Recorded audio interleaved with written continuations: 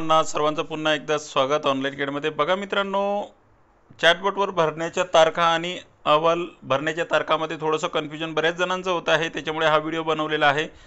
बघा, शासन निर्णय जो निघाला होता 5 मार्च 2025चा, त्यानुसार ज्या तारखा होत्या बघा इथे 5 मार्च 2025 ते 30 जून 2025 या कालावधीत राज्यातील 2री ते 5वीच्या वर्गातील शालेय विद्यार्थ्यांची अध्ययन क्षमता वृद्धिंगत करण्याकरिता निपुण महाराष्ट्र अभियानांतर्गत कृती कार्यक्रम राबविण्यात येत आहे।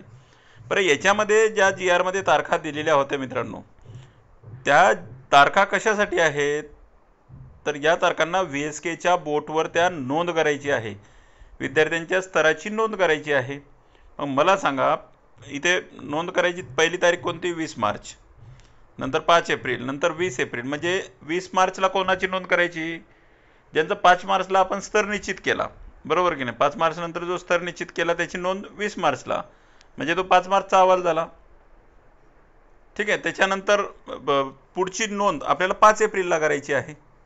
5 एप्रिलपर्यंत आपल्याला चॅटबॉटवर करायची, म्हणजे तो अहवाल केव्हाचा असणार आहे?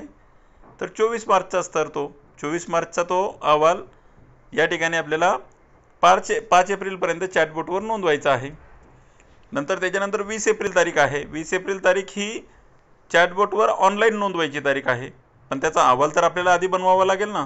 तर इथे 6 एप्रिलचा स्तर आहे, तर इथे 6 एप्रिलच्या स्तरामध्ये तुम्ही ती नोंदवायची आहे। बरं, हे कशावरून सांगितलं जाते?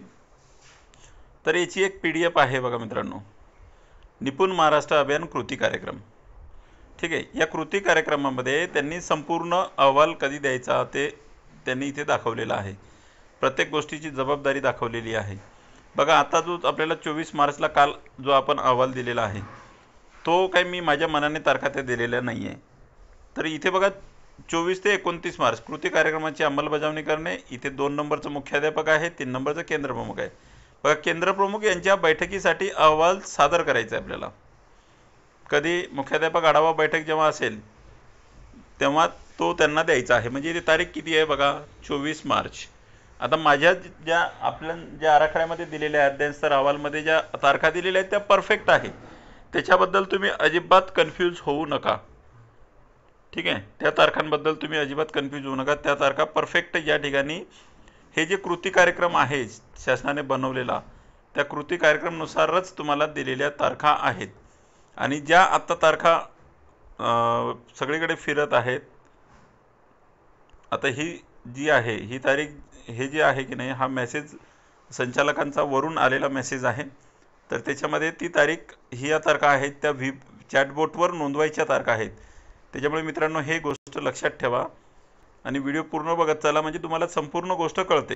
काय होतं माहिती आहे का, आपल्याला सुरुवातीलाच काही गोष्टी कळतात पटकन, आणि मग आपण पुढचा व्हिडिओ बघत नाही, आणि नंतर मग कन्फ्युजन होते, हां मग हे कसं होतं?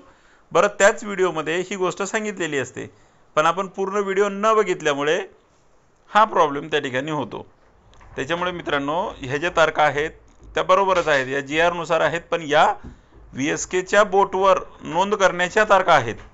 20 मार्च, 5 एप्रिल, 20 एप्रिल, 5 मे, 20 मे आणि 15 जून आणि 30 जून। ठीक आहे, ही 30 जून ही शेवटची तारीख असणार आहे, त्या दिवशी आपल्याला चॅटबॉटवर ही नोंदणी करायची आहे।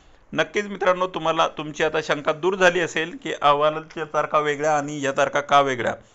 तर त्यानुसार तुम्ही लक्षात घ्यायचं आहे की अहवाल तुम्हाला आधी बनवावा लागेल, त्याच्यानंतरच तुम्ही स्तर नोंद करणार आहात। तर त्यासाठी निपुण कृती कार्यक्रम तुम्ही बघा आणि त्यानुसार तुम्ही कार्यवाही करू शकता। चला तर मित्रांनो, व्हिडिओ आवडल्यास लाईक करा, शेअर करा, सबस्क्राईब करा आणि कमेंट करायला विसरू नका मित्रांनो। आणि सगळ्यात महत्त्वाचं, सर्वांना शेअर करत चला व्हिडिओ। चला मग भेटूया अशाच पुढच्या व्हिडिओमध्ये, तोपर्यंत बाय, टेक केअर।